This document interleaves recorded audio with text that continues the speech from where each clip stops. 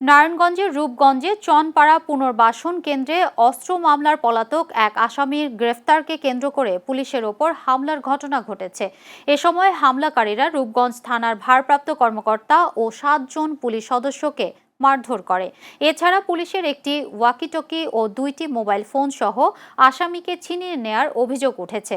Police জানায়, মঙ্গলবার ভোরে চনপাড়া এলাকায় অভিযান চালিয়ে অস্ত্র মামলার ওয়ারেন্টভুক্ত পলাতক আসামি শামীম মিয়াকে তার নিজ ঘর থেকে গ্রেফতার করা হয়।